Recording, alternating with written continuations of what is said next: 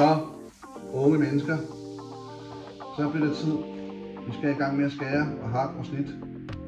I dag skal vi lave farmors spaghetti og kødsovs.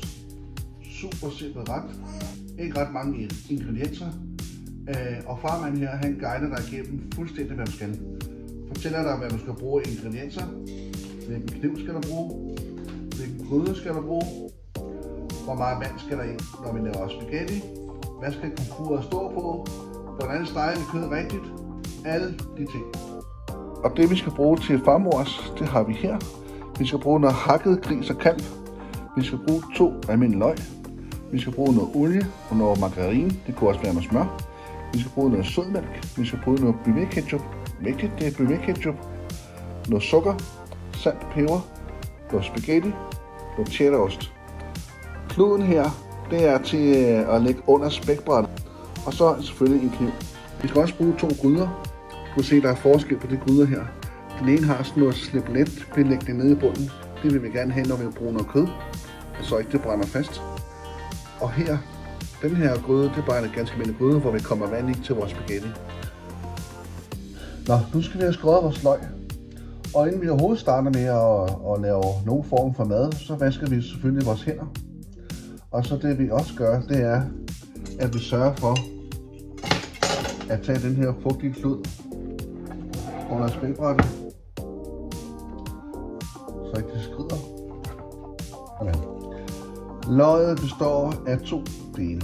Det er en top og en bund. Her er roden, og her er skuden, hvor det selvfølgelig vokser op sådan her.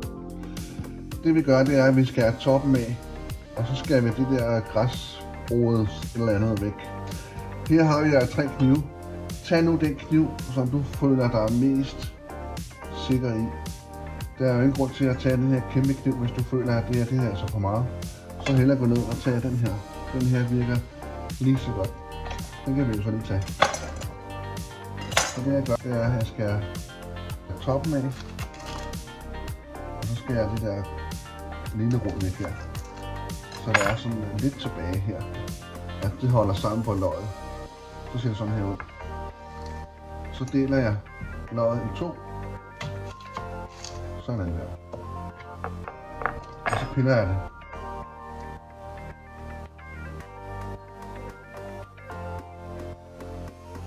Se, nu har vi så 4 halve løg, vi skal skåre ud i tern. Og det her, det er så roden, og det er den top, vi skærer i. Det man så gør, det er, at man skærer ned tæt til roden. Ikke hele vejen over, for så deler man løget i små snit på langs af løget. Sådan cirka en 2-3 mm per snit, afhængig af hvor fint det skal være. Hvis jeg laver store snit, så bliver det selvfølgelig nogle store chunks, det skal vi ikke have. Ganske mindre tern. Når vi så har skåret den her vej, så vender vi løget den her vej, og så skærer vi den vej. Og så får vi nemlig de der tern. Gør bare se her.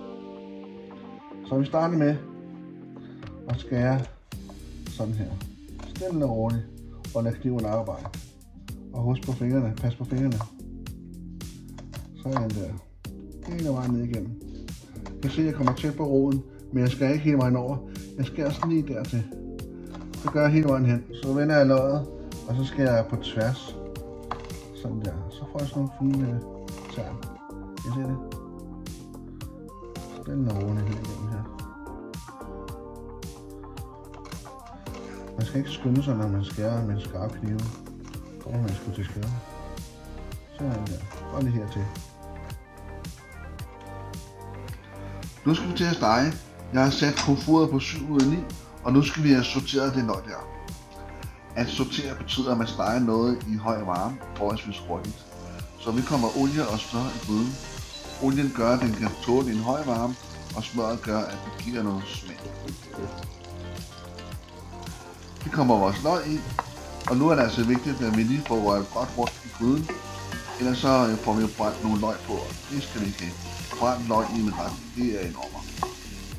Når løgene er blevet klar, så kommer vi vores kød på, og vi steger stadigvæk på 7 ud af 9. Vi skal stege kødet, vi skal ikke koge det.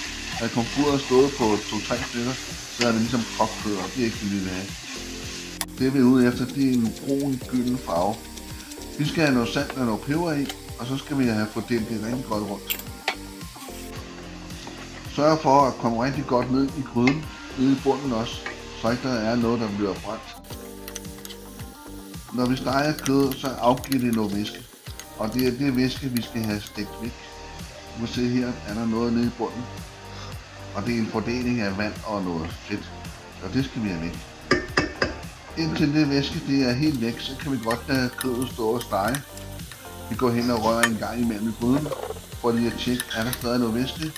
Hvis det er, så skal det have lidt længere, hvis ikke det er, så vil vi også gå videre. Og når vi får stegt det der fedtvand væk, så kan man faktisk godt høre, at kødet det steger. Så er der tid til, at vi skal have ketchup i, og vi skal have noget mælk i.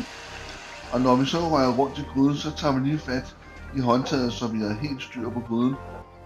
Og så skal vi lige huske vores sukker, som giver retten den her ekstra gode rundhed.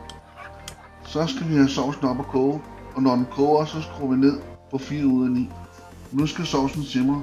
Når noget simrer, så småbobler det lidt. Det vil sige, at det reducerer sovsen, så den bliver tyk og får en meget bedre smag.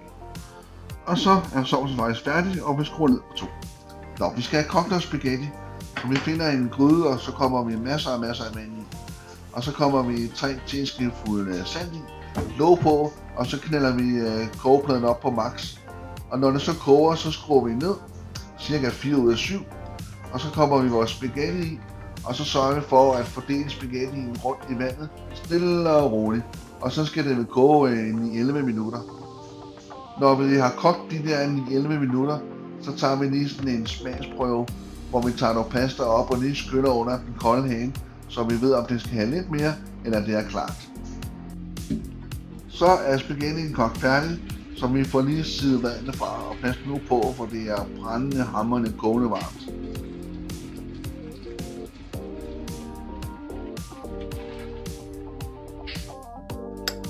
Så venner, så er vi sgu klar til anret. Spaghetti, ost, sovs og mere ost. Sådan skal det være. Og her har vi så den simple farmors spaghetti og kødsovs, alle kan lave og alle kan lide.